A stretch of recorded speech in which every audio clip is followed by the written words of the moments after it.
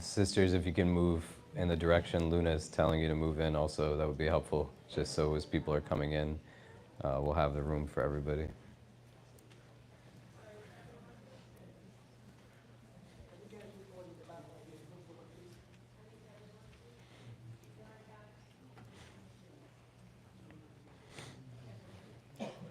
Are you ready?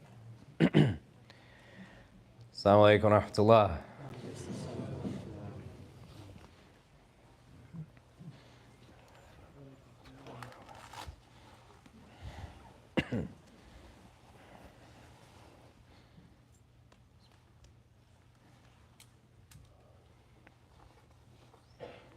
Allahu Akbar, Allahu Akbar.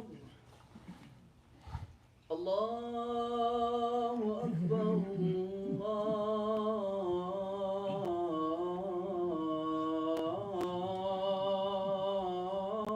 Allahu Akbar. Ashhadu an la ilaha illallah.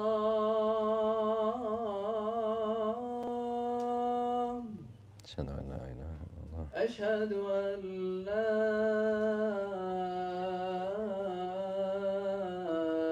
إله إلا الله. أشهد أن محمد رسول الله.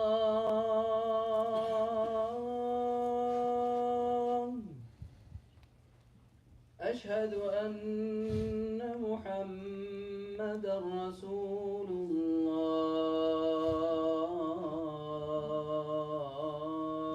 الله.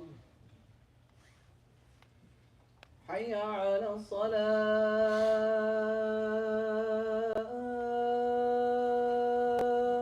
لا حول ولا قوة إلا حي على الصلاة.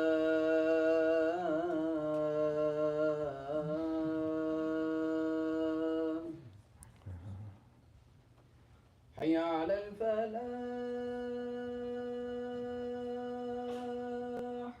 لا حول ولا قوة حي على الفلاح.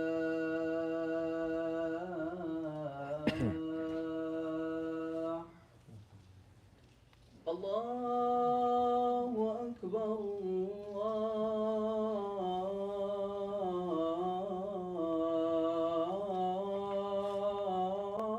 الله أكبر. الله أكبر. لا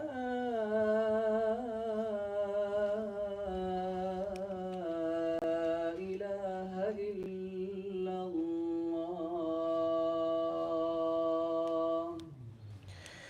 اللهم رب هذه الدعوة والصلاة.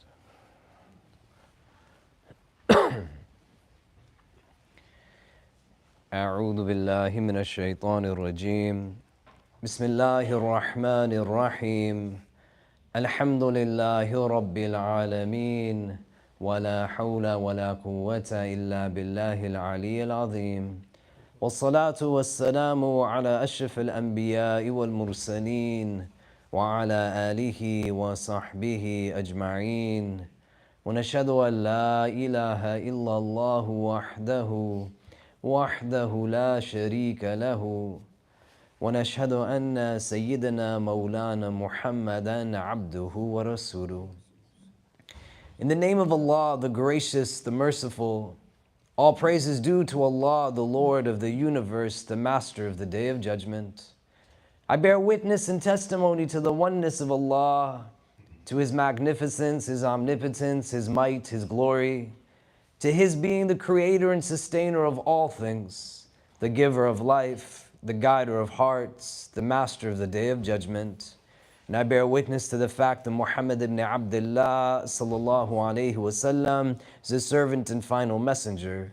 May the peace and blessings of Allah be upon him and upon all those who choose to tread in his path until the last day. We find again and again in the Quran counsels and admonitions that invite us to be people of contemplation and reflection. May Allah make us from amongst them. The construct that we find in numerous verses of the Quran that speak about Allah's ayat, وَمِنْ آيَاتِهِ وَمِنْ آيَاتِهِ وَمِنْ آيَاتِهِ, that from amongst his signs is this, from amongst his signs is this, from amongst his signs is this. The very word for a verse of the Quran is an ayah, which is an indication of something, pointing to something of meaning. And the whole point of having a sign, an ayah, is not that it's just a very reductive or surface level engagement. But from it you can ascertain a meaning, that it's giving you direction as any sign would, indicating you to go towards something that's deeper, not what is just most apparent. And many of us have been in a place now where for almost an entire half month of this month of Ramadan, may Allah accept it from us, we're engaging in consuming Quran, seeing it with our eyes, hearing it with our ears, in a way where it's not about empty stomachs, this thing of fasting, but it's about full hearts and a replenishing of the inward.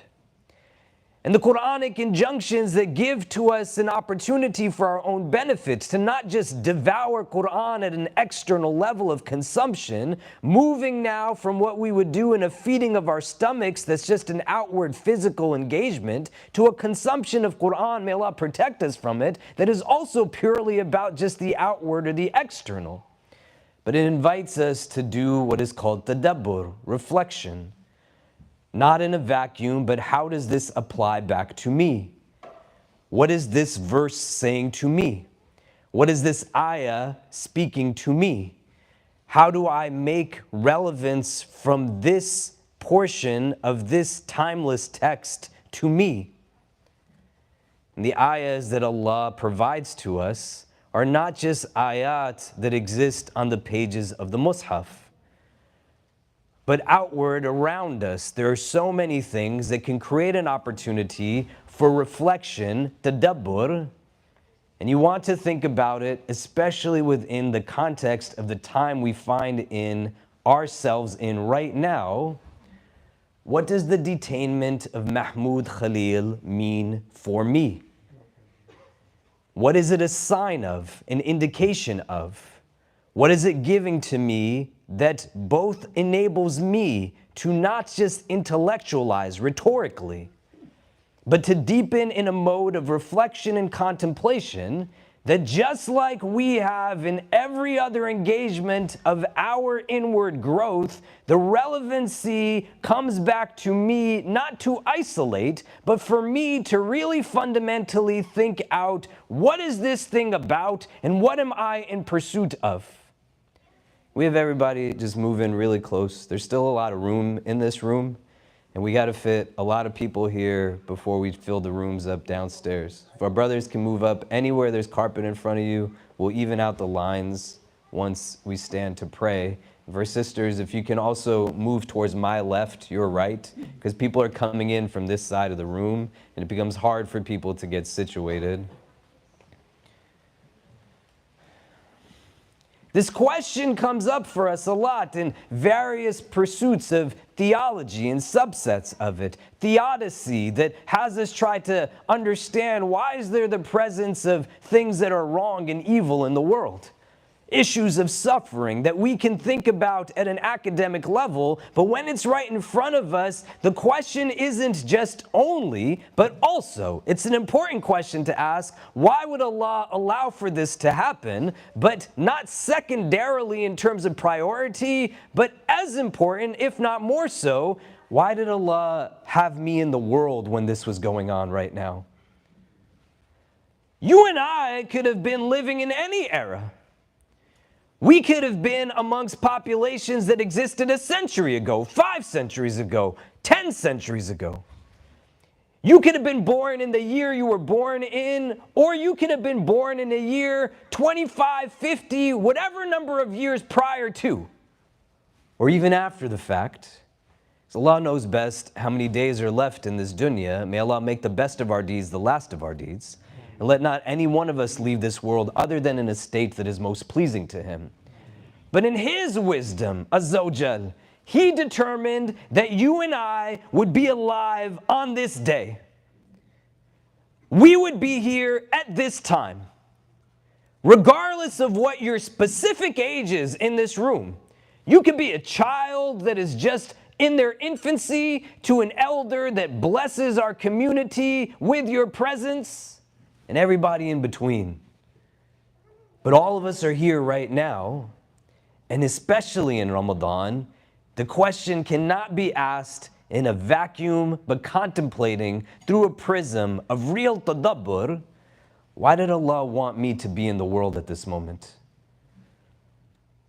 What did He have in plan when He created me to be here at this time?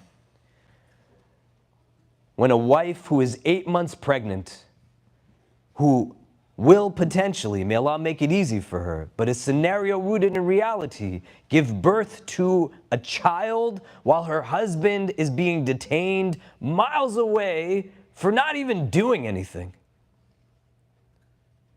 Simply because, like centuries of this country's existence has indicated to us, as we reflect not in a way that is a trend but as a reality, institutions of anti-blackness that have, as much as some of us might want to not admit it, aspire towards reaching whiteness, which you cannot. No matter how much you want to tell yourself, you fundamentally cannot. Get to a place where you break down the control of the stomach over you and what is temporary, and ask as somebody who is bold enough to think and see from your heart, why did Allah put me in this world right now? What is it that He wants for me to obtain and offer and gain from it? Is that really what it is that I'm doing? There's going to be people throughout this country who are right now speaking and raising up the name of our brother Mahmoud. May Allah grant him ease and a release. And they will conjecture on all kinds of things, theoretical, abstract, perhaps even practical, giving advices on what it is that you should do if federal law enforcement, FBI, ICE, or otherwise comes and knocks on your door. And you should know that there's people in our community that this is happening to. May Allah make it easy. They're going to encourage people to say that you should be contributing to the CUNY Clears and other organizations that each and every day have made decisions where they could have had careers that are more lucrative in the practice of law, sitting in corporate offices, pushing papers that make wealthy people more wealthy, and they're deepening their pockets with zeros being added to the ends of checks, but they opted to work on behalf of community. And we're going to be launching a campaign to provide funds to the team at CUNY Clear, because not just only but also our community members and so many who the world doesn't even see because of erasure that comes from systems of anti-blackness are in places right now where they are beyond afraid of just being who they are because they're not even doing anything wrong, and people are still imposing iniquitous policy on them. And all of these things and so much more are going to be things that are important to reflect upon. But you have to get to a place of not chasing after an absence of substance rooted in platitudes that talk about purpose and goals and whatever else that are still rooted in systems of supremacy that are the opposite of the Sunnah. There's just no way that there's a correlation. The Sunnah is both the antidote as well as the opposite to these supremacist systems. But it's not just about the same question of why does this happen, but the question of what does my God want me to be doing at this moment?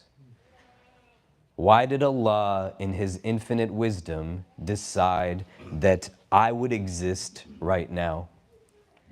I'm going to say it because I love you. It isn't only so that you would be thinking about yourself. If in the coming weeks you're still in a place where you can walk in to a gathering like this, pray the Tarawih prayer, and not in a place of judgmentalness. Perhaps some of us don't know, but some of us do know, and we still act as if we don't know or we don't care. When you are speaking loudly while somebody's trying to make dua, who are you thinking about at that time? When you're pushing people out of line so you could be the first one to get food, and you don't say thank you to the volunteer who is serving you, and after they ask you to do something, you turn to the person next to you and you start laughing about them. Who are you thinking about at that time? You're not even thinking about yourself, man, because it's only about what is temporary. That's where accountability fundamentally doesn't resonate with the presence of a reality that the here also exists in relation to a hereafter. If you are still in this world right now that is showing us in its own selfishness and greed how it fundamentally does not care who has not in order for it to have, then my acquisition of what is worldly is just about me, and I'm at the center of everything, and I don't fundamentally care that there's a woman right now who is still fasting her fast or still observing Ramadan as best as she can, trying to reconcile that she's getting up to take care of her own needs closer to a time of delivery, and she doesn't even know what's happening to her husband. Part of what it is that they have gifted to him is the ability to make a call once in a day, and limited in some capacities even. Why did Allah put you in the world right now? Why? So that you would continue to be the same as you were a year ago from this day? You would still tell your kids you don't love them? You would still not seek forgiveness from those that you wronged? Did he put you in the world right now so that you would think that the acquisition of the world was your sole pursuit? Is it so that you would only be a consumer and not a contributor? Did he give you Islam so that you would let it be something that you only do in the nights of Ramadan? That you would only be Muslim in this world, but in this type of room, but not Muslim out there? The answer is no. That's not what it's about. And the gross majority of us in this room are at a place where we have reached adulthood. May Allah make it easy for us. Accountability hits us when we get to a place of post-pubescence. Emerging adulthood comes later, as we are now within a society that purposely creates dysfunctionality and has us make decisions as we are adult bodies with children-like nafs within us that is unweaned from what it is that the material offers to us. Why did Allah put me in the world at this time? And you can get closer to an understanding of what that reason potentially is by starting to get rid of the reasons that it is not. You were never made to simply be somebody whose only purpose is to use the best energy of your life to just think about how you survive only for the existence of this world. Do you think Mahmoud Khalil is fasting right now? Do you? Probably. I don't even know the brother. But there's some of us in this room who, because we potentially have an exam a week from now, or our children have an important meeting or a test, that we'll say to ourselves that this is too much. I have to forego on the fara'id in order to do what exactly? And it doesn't even make sense physiologically if you did the fast the way it was intended and you got over some of the initial hump that could have been done days prior to it, but you chose to wait until day one to get it done. Not for everybody, but for a lot of us, it creates actually more clarity because you're not built to eat so much as that's what the world tells you to do.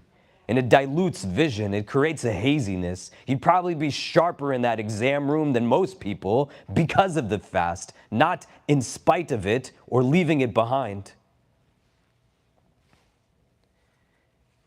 What kind of du'as do you think that his wife is making right now? And as everybody is sitting in a place where they say, my job, my residency, my citizenship, my family. In any of the gatherings that you go to, did anybody say, hey, maybe we should figure out a way to reach out to her? to see if she needs somebody to cook food for her or go get groceries for her or go and support her. And it's not like they're miles away someplace else, even though that's where they took him. If he is a student at Columbia who has a green card residency and not a visa and all the other stuff we know, Columbia is just minutes away from where we are. She is not only your sister in humanity and your sister in faith, but also your neighbor and so many other things. But the base of it is not self-deprecation. The base of it is a realization to be bold enough to ask the questions that are important to ask. فَأَيْنَ تَذْهَبُونَ, when the Quran says, and where are you going? What's the answer for me when I ask myself this question? What is my sense of success? That I was able to sit at a table with somebody who offered me a crumb that came at the expense of an entire community. So in exchange, I felt some level of my ego rising because I compromised on the goodwill of the masses to sit with somebody who doesn't think about me as much as I'm worried about what they think of me. Be proud of your Islam.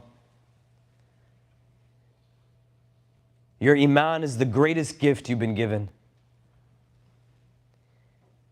And nobody can help you believe that other than yourself.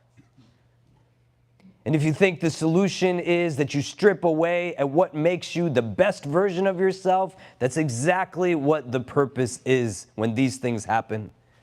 To make a spectacle and a show and to create a chilling effect. And any one of us trying to do on our own is going to create what is solitary and what is purposeful in Shaitan's strategy. Kulukum ra'in, that all of you are shepherds and all of you are responsible for your sheep. We play the dual role of being a shepherd and a sheep. And we don't want to have a community where we just have this unnecessary rhetoric that is imposed upon us by other systems and ways. In Islam, you're not supposed to just be somebody who quote unquote aspires to be a good leader. The point of Islam is to also create good followers. You're supposed to follow Quran. You're supposed to follow the Sunnah. You're supposed to be in a place where you're willing to follow and not only be a part of it if the spotlight is shining on you.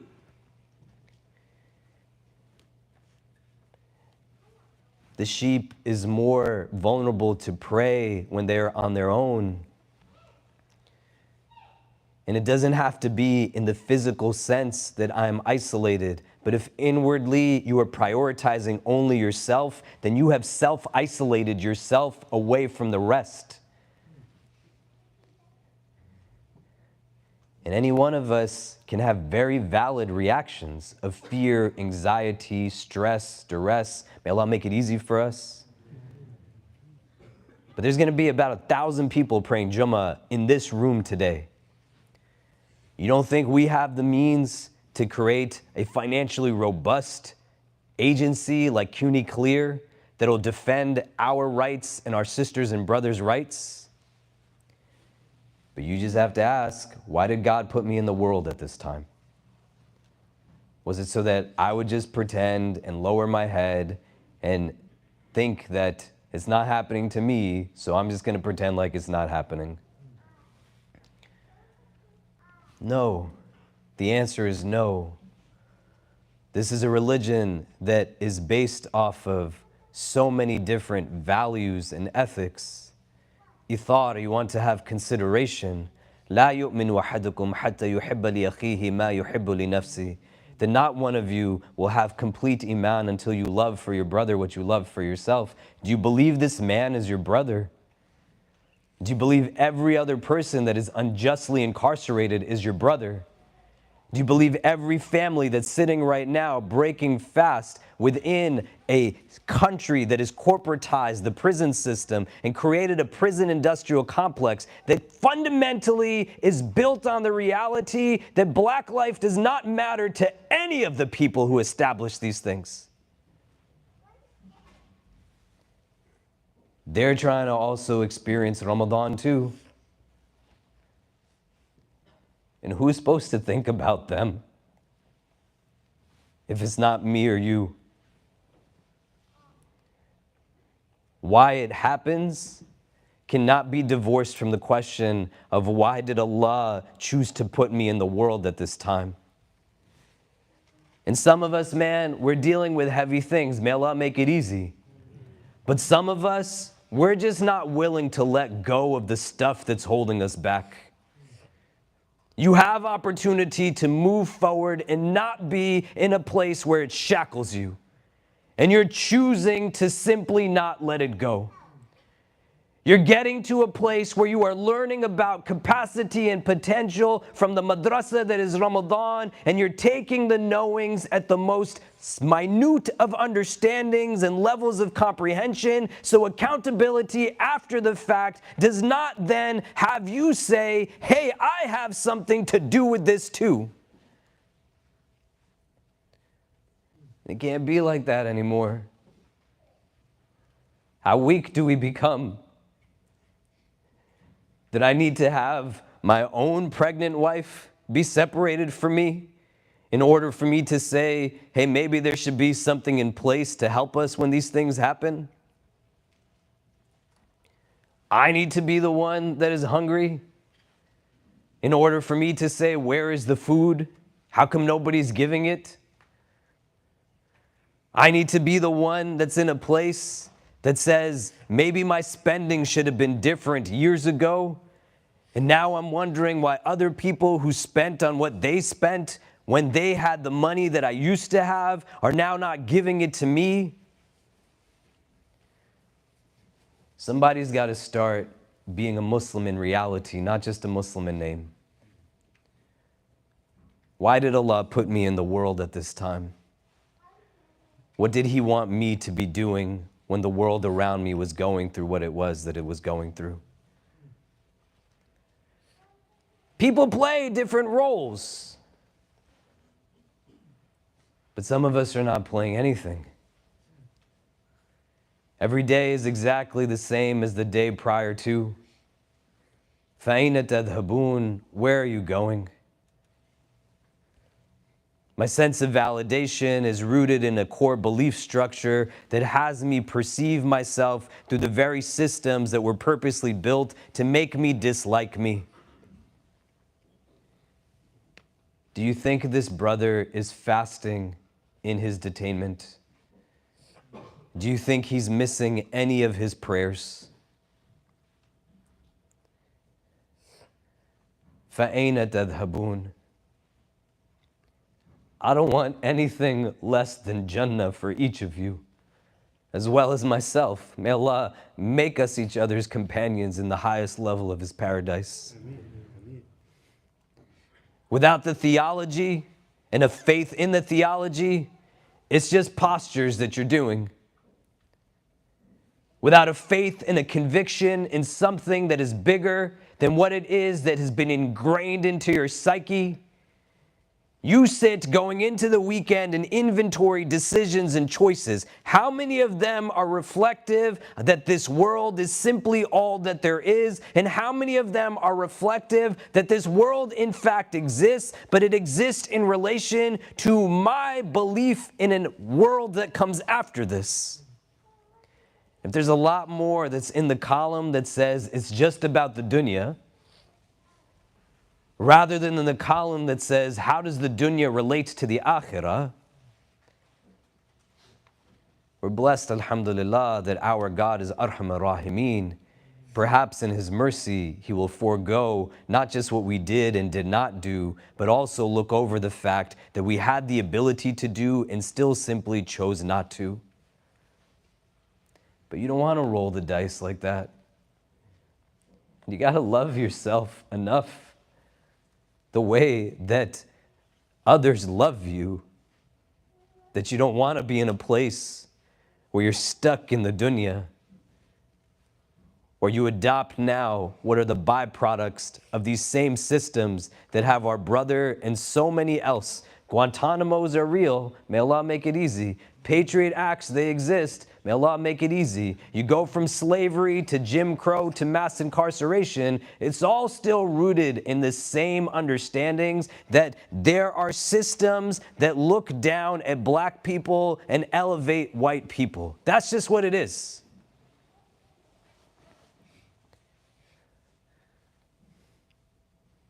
And Ramadan is not just, man, about praying in the nights and fasting in the days and doing it just like that. It's supposed to bring you to something. Are these realities of this world? 100%. Is it hard to manage? Be kind to yourself. Of course. Is this the only world that exists? Definitely not. Jannah is a place where there's no busyness. Can you imagine? Can you imagine what it would be like to be in a place where you don't even have to give yourself permission to rest? You just get to rest. A place that you get to be in eternal existence that is not about novelty, the way consumption is built upon, that I got to keep buying things because I'm hoping some of the stuff will make me happy. But in reality, it's supposed to just give you the facade of happiness while simultaneously making you dissatisfied with what you already have. It's not novel in Jannah. Just all the time is going to feel good. Why would you not want that for yourself? A place where there's no arrogance, no greed, no racism, no backbiting, no abuse, no oppression. The presence of tranquility and peace and stillness.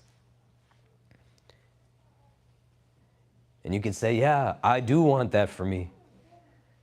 How do your actions demonstrate that? How do the choices that you make demonstrate that? How does the way that you treat people demonstrate that? Why did Allah create me to be in the world at this moment? You can go 10 blocks down the street and there's a masjid, Masjid al-Safat. This Lower East Side of New York City that at one point was filled with a lot of Bengalis, but gentrification has pushed people out. And various Muslim communities that exist that are now still also providing to migrants that have reached out to us as a community. And they're saying in the latter half of the month, we don't have the money to feed 700 or 800 people because all these people who have nothing are coming to eat iftar with us and we don't want to tell them no, but what can we do? And some of us do have the $3,000 a night it would cost to feed 800 people who have nothing to eat. And I'm not saying about whether you have the willingness to do it or not. I'm asking you to ask yourself, why don't you even know that it's happening down the street?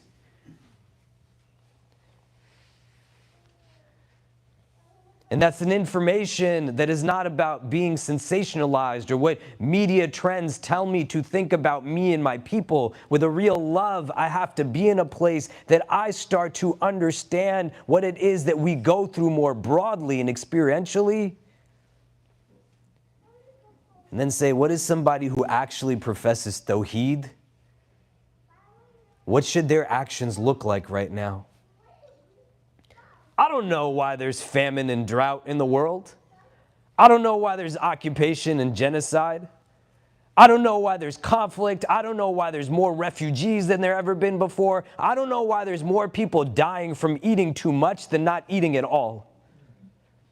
I don't know why there's people who abuse the ones that they're supposed to take care of. I don't know why people are racist and arrogant in the broader sense of things. I know I believe in a God who is not simply watching, but watching over. That at the very least I have solace in the reality that He sees everything that is happening. And He has made a commitment through His divine promise that will never be broken, that on that day where we are taken into account, it's not just about individual accountability, but every question of why will be answered and complete balance will be restored. Restitution will be offered. But I just have to determine what my role was supposed to be in whatever was going on around me. Thousands of people come and eat in this room every night of Ramadan. There's going to be tons of us, man. Alhamdulillah. It's not about like unhealthy guilt. You weren't given it so that down the street, people who had nothing would have nothing.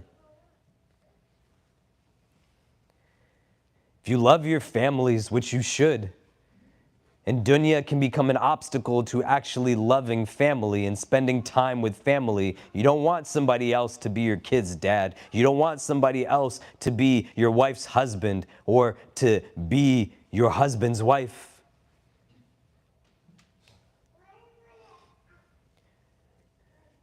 But as we go into the latter part of this thing, may Allah accept from us all that we've done in the beginning of this Ramadan.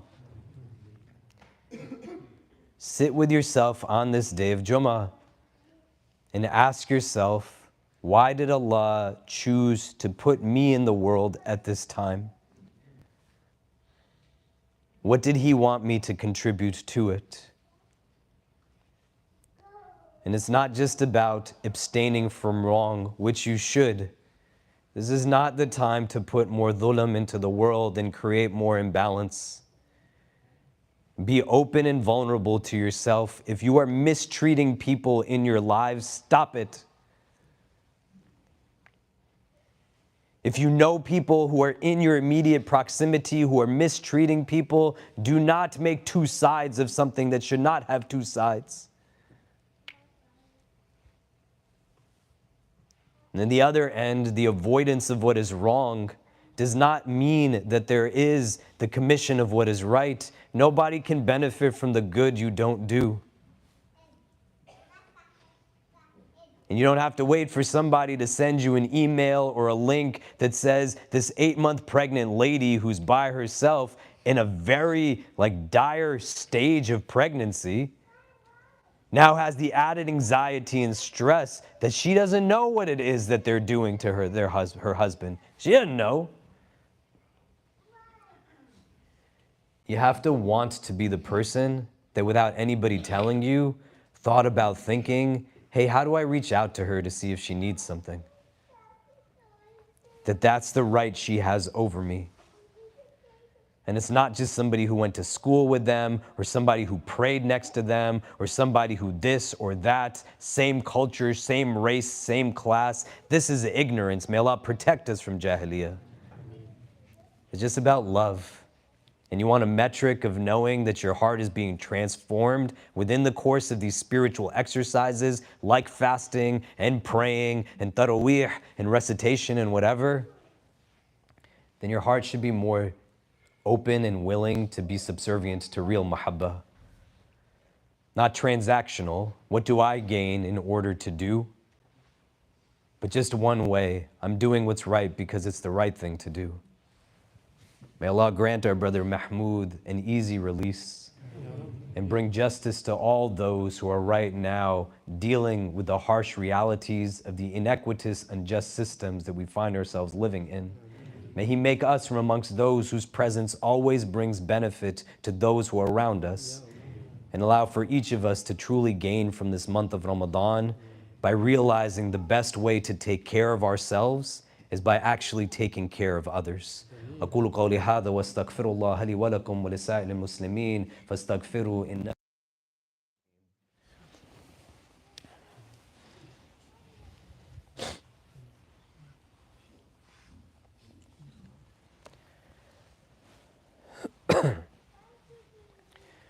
إن الحمد لله نحمده ونستعينه ونستغفره ونؤمن به ونتوكل عليه ونعوذ بالله من شرور أنفسنا ومن سيئات أعمالنا من يهده الله تعالى فلا مضل له ومن يضلل فلا هادي له ونشهد أن لا إله إلا الله وحده لا شريك له ونشهد أن سيدنا مولانا محمدا عبده ورسوله.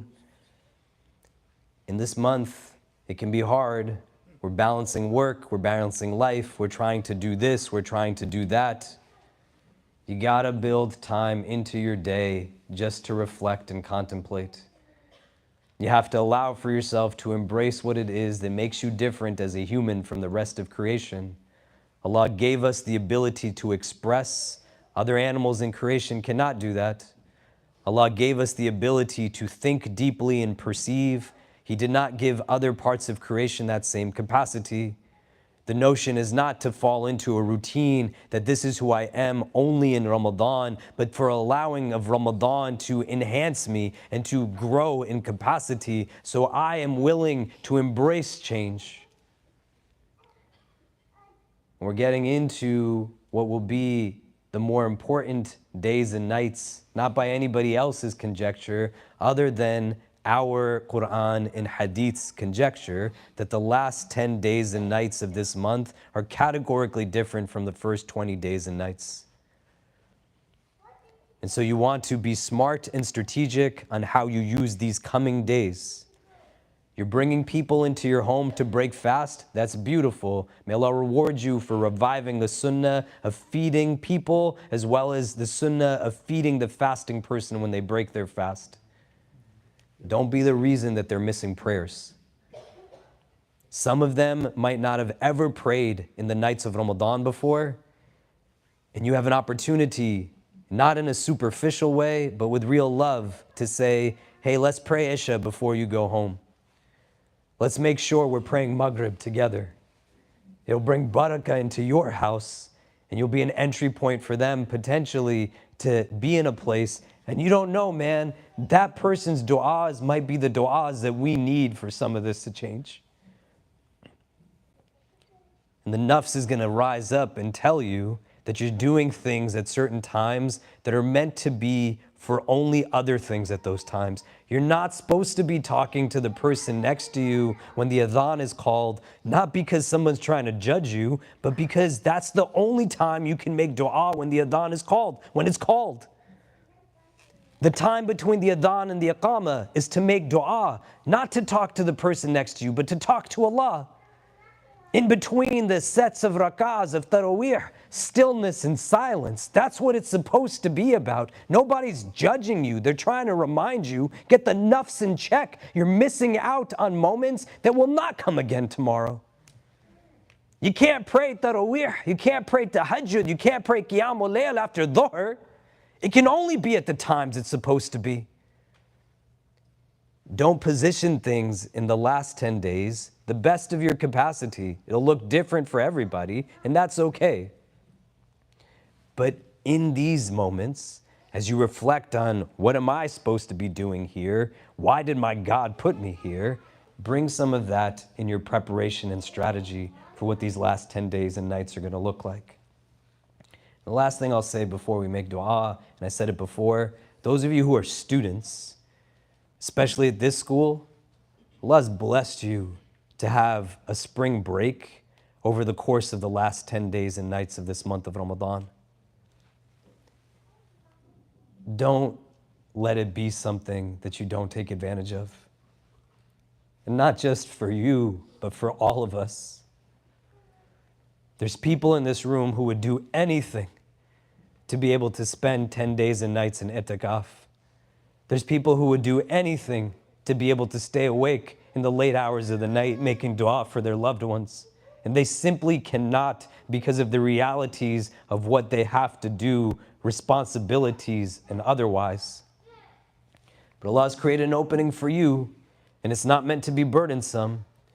But every one of us plays a role in relation to all of us.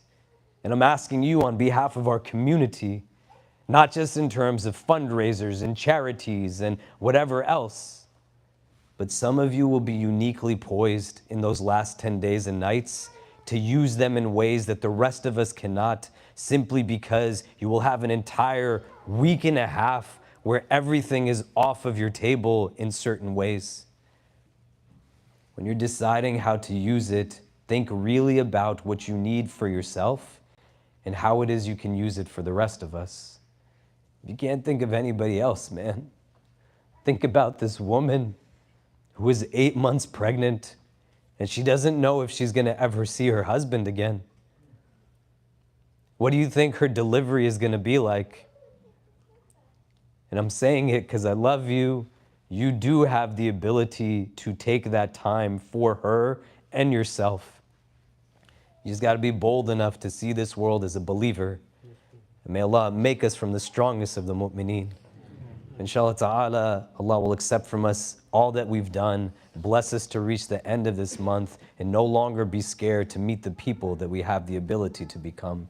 Inna Allaha wa malaikatahu yusalluna ala nabi ya ayyuhal ladina amanu sallu alayhi wa sallimu taslima. Allahumma salli wa sallim wa barik ala Sayyidina Muhammad fil awwalin wa fil akhirin. Allahumma salli wa sallim wa barik ala Sayyidina Muhammad wa ala alihi wa sahbihi wa barik wa sallama ya arhamar rahimin. Allahumma innaka afuun kareemun tuhibbul afwa fa'fu anna. Ya muqallib al-qulub thabbit qulubana ala dinik. Allahumma ja'alna min al-mukhlisin. Allahumma ja'alna min al-mukhlisin. Allahumma ja'alna min al-mukhlisin. We begin this supplication in your name, Ya Allah, and beseech you to send your choicest salutations upon your most beloved sallallahu ta'ala alayhi wasallam.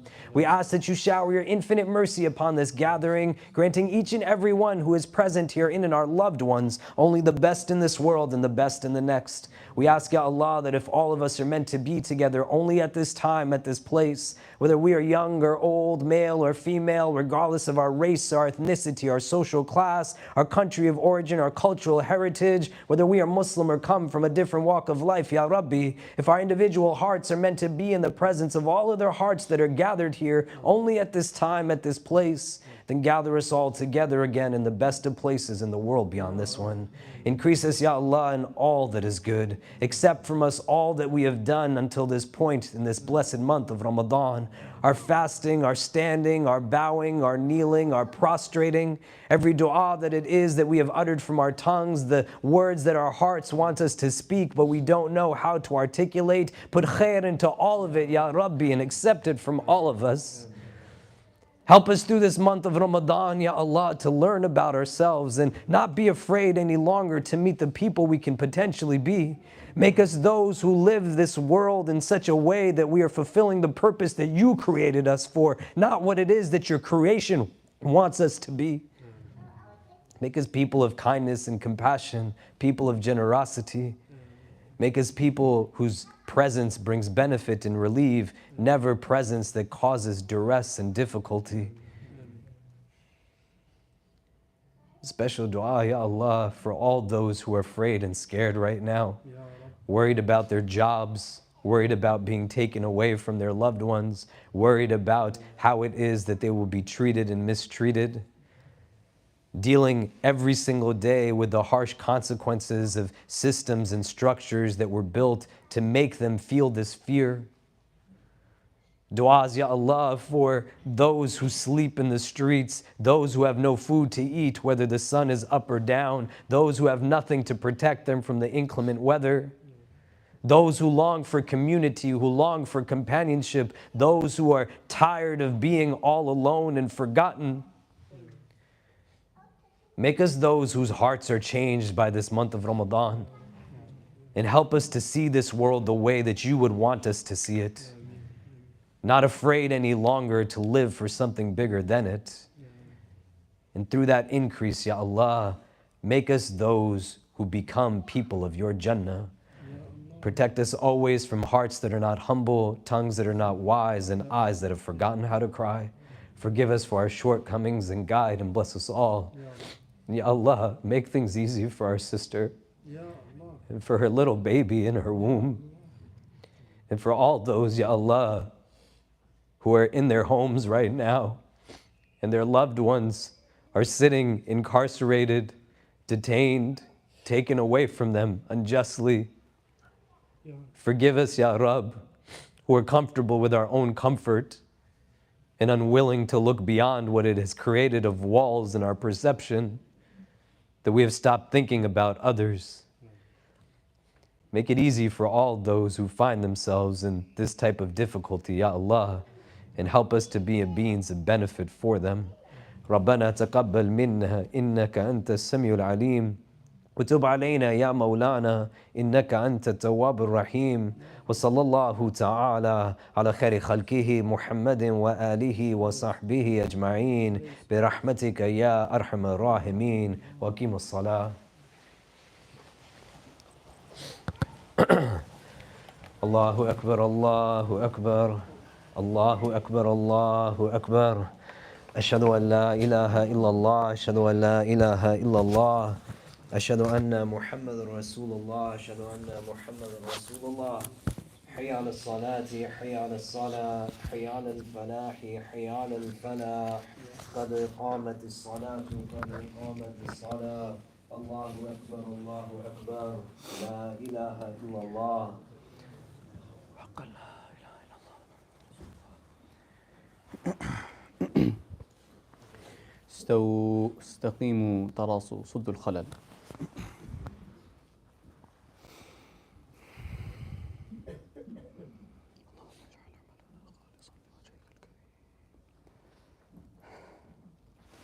الله أكبر.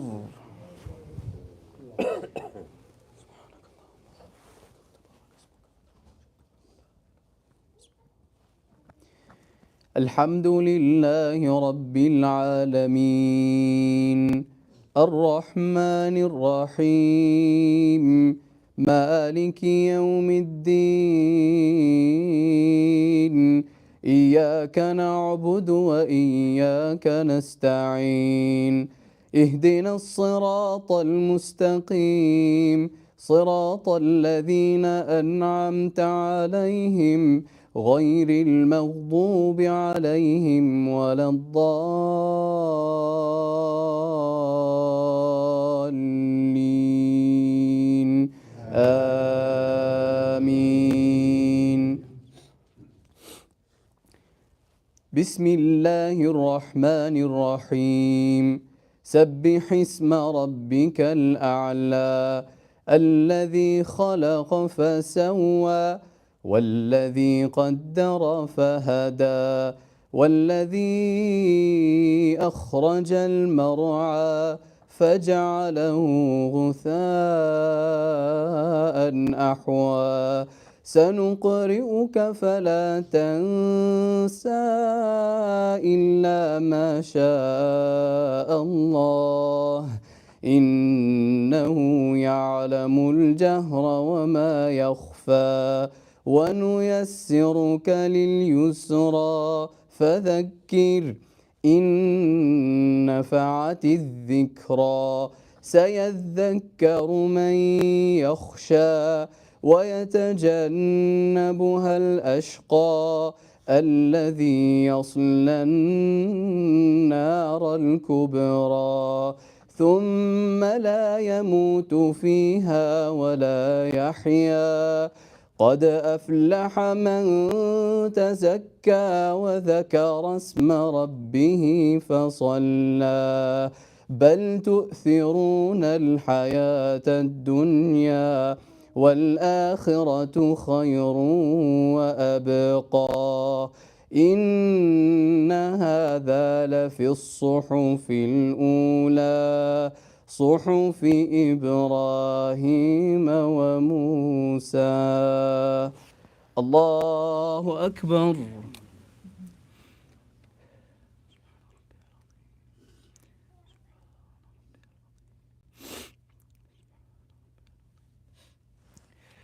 سمع الله لمن حمده.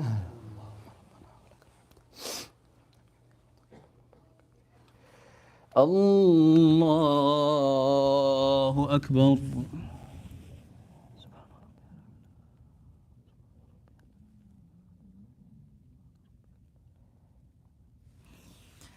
الله أكبر. الله أكبر.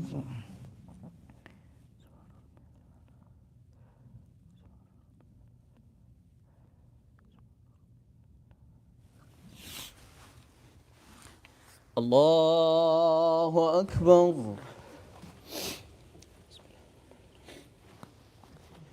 الحمد لله رب العالمين الرحمن الرحيم مالك يوم الدين إياك نعبد وإياك نستعين اهدنا الصراط المستقيم صراط الذين أنعمت عليهم غير المغضوب عليهم ولا الضالين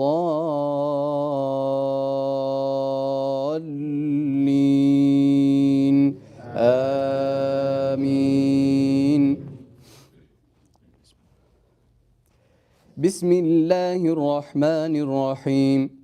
هل أتاك حديث الغاشية وجوه يومئذ خاشعة عاملة ناصبة تصلى نارا حامية تسقى من عين آنية ليس لهم طعام إلا من ضريع لا يسمن ولا يغني من جوع وجوه يومئذ ناعمة لسعيها راضية في جنة عالية لا تسمع فيها لاغية فيها عين جارية فيها سرر مرفوعة وأكواب موضوعة ونمارق مصفوفة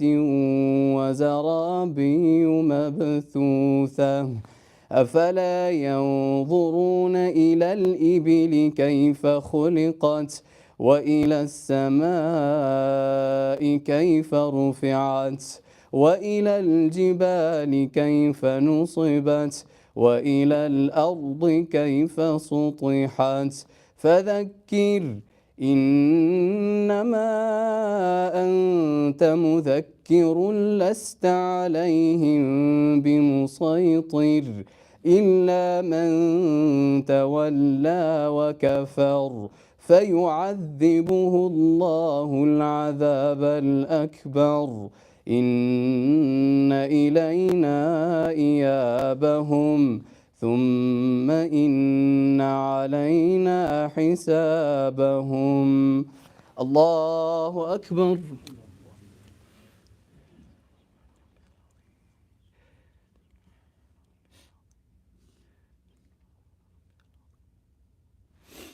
سمع الله لمن حمده. الله أكبر.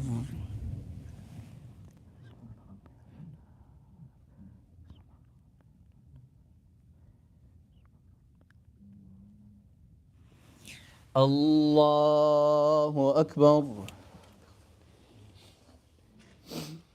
الله أكبر.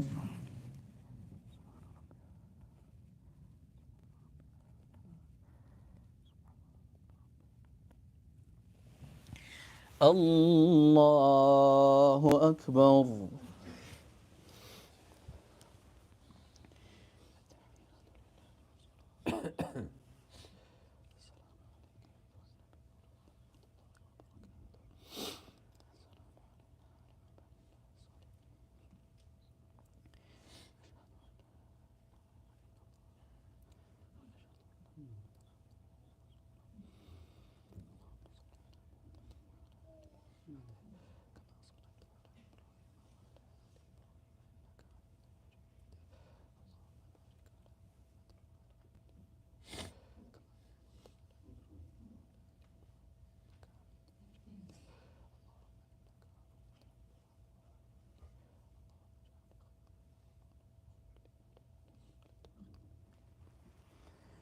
السلام عليكم ورحمة الله.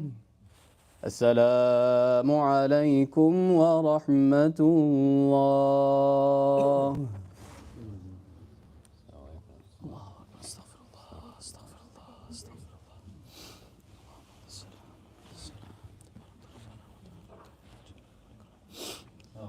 الله. Tonight, inshallah, we're going to have our first Qiyam program of Ramadan. This one is a sisters-only Qiyam program. Once Tarawih is done, sisters will have their program here until Fajr time. So those who are able to stick around for it, even if you can only stay for a portion of the night, please do stay.